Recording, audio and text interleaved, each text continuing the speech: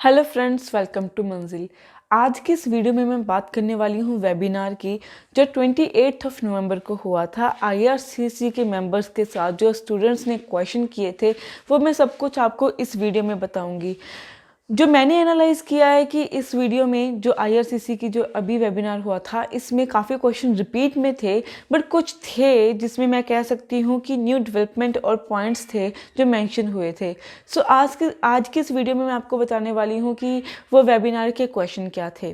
सो सबसे पहले जो पूछा गया था वो ये था कि जो बायोमेट्रिक लेटर्स हैं जिनके नहीं आ रहे, तो ये मेनली क्वेश्चन था कि अभी तक जो है बायोमेट्रिक लेटर्स नहीं आ रहे, जो मैंने भी काफ़ी बच्चों के देखे हैं कि काफ़ियों को आ चुके हैं, काफ़ियों के नहीं आ चुके हैं, और वो काफ़ी टेंस्ड हैं क्योंकि उनकी डीएलआई लिस्ट में भी, उनकी रेडीनेस प्लान में भी कॉलेज लाइक करते, पर फिर भी उनकी बायोमेट्रिक लेटर्स नहीं आ रहे।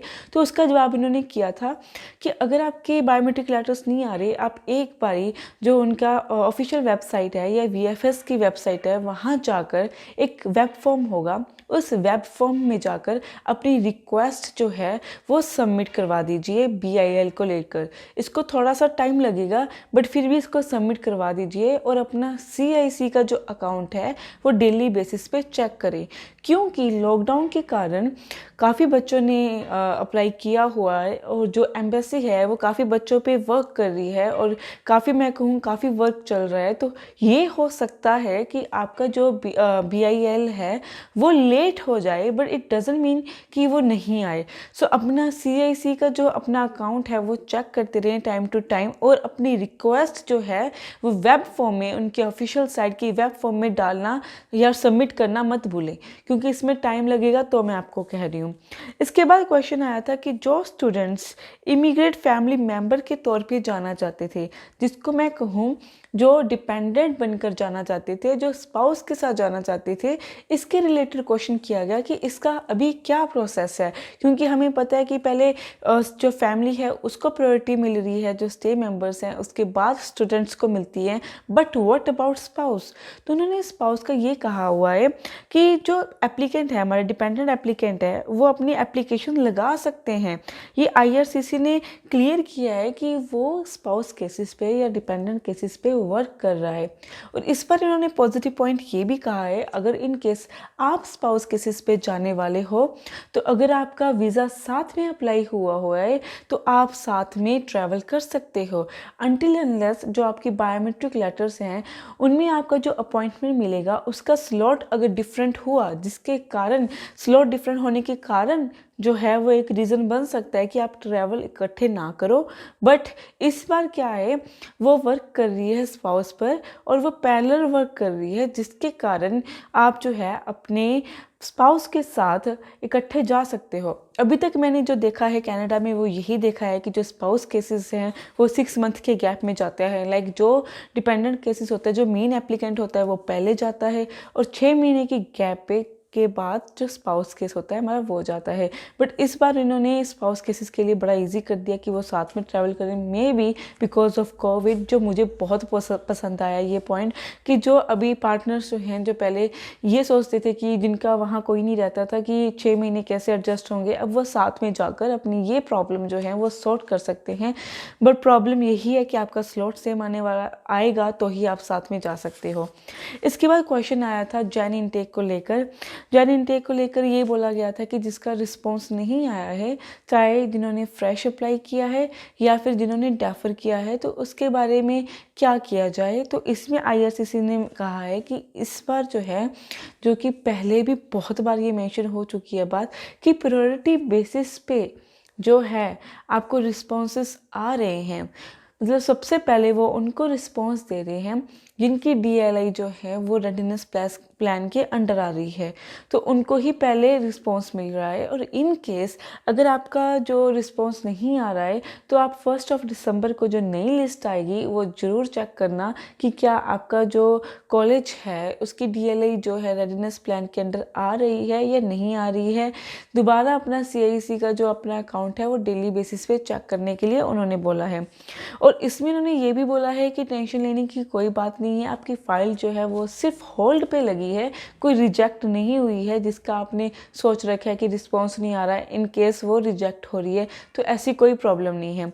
उसके बाद इन्होंने कहा था कि फुल टाइम पे या पार्ट टाइम वर्क कर सकते हैं या नहीं कर सकते हैं। तो इन्होंने ये कहा था कि अगर आपकी DLI अपडेटेड है और आपकी फ़ाइल कंप्लीट है और आपका जो पासपोर्ट रिक्वेस्ट है वो भी आ चुका है और आप ट्रैवल किया है, तो आप वहाँ पे जो उनके वर्क राइट्स है उसके अकॉर्डिंग काम कर सकते हो, चाहे वो फुल टाइम है या फिर वो पार्ट टाइम है।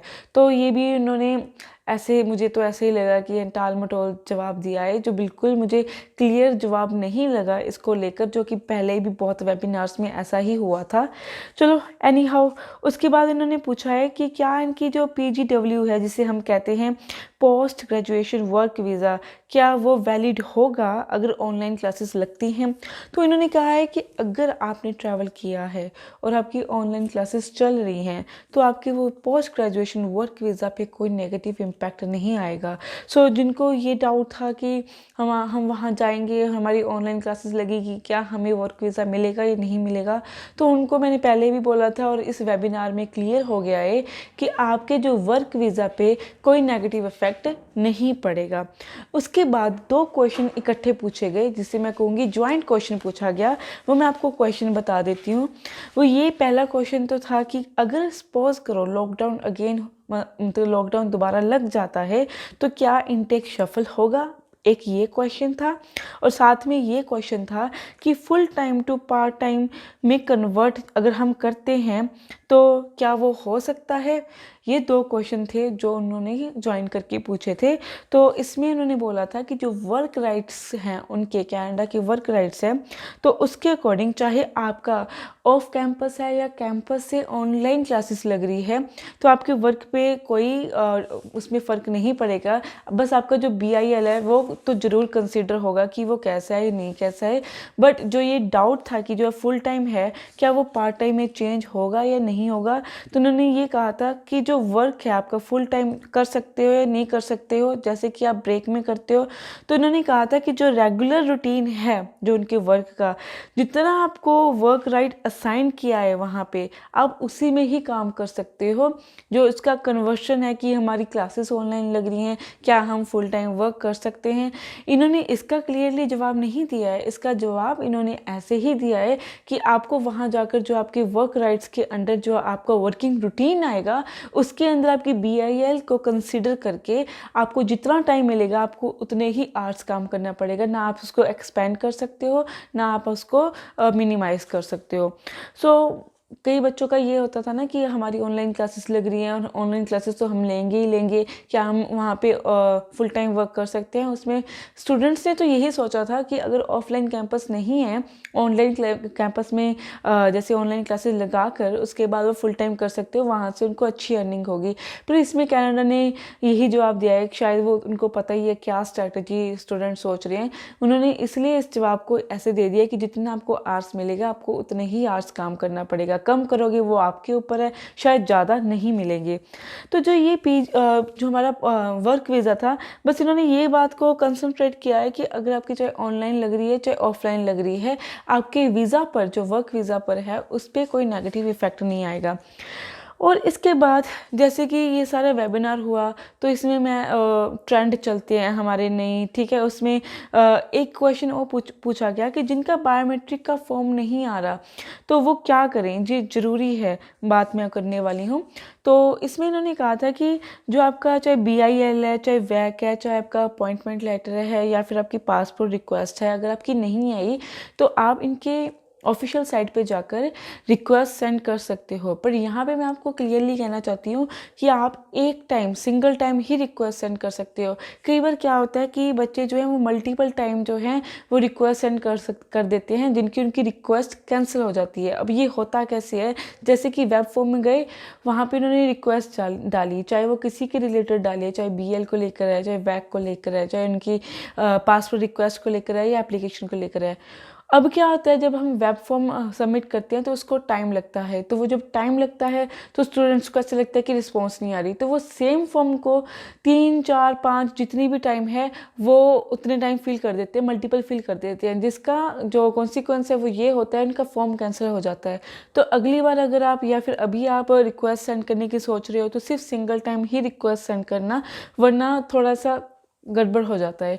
और एक बात जानते जाते मैं आपको ये कहना चाहूँगी, जो अपना CIC का अकाउंट है वो चेक करते रहना, और अगर आपने रिस्पॉन्स डाला हुआ है तो अपने जो Gmail है, आपकी ईमेल है, उसके स्पैम्स मेल होते हैं वो भी चेक किया करो आप साइमल्टेनियसली। कई बार आपका जो मेल है वो स्पैम्स में आ जाता है और आपको पता नहीं लगता, तो अपना अकाउंट चेक करना मत भूलें और अपना स्पैम अकाउंट भी चेक करना मत भूलें। तो ये थी आज के बारे में जो वेबिनार में हुआ था। होप ये वीडियो आपको बहुत इन्फॉर्मेटिव लगेगी। इसी तरह की वीडियो देखते लिए हमारे साथ कांटेक्ट में रहना और खुश रहना। Thank you.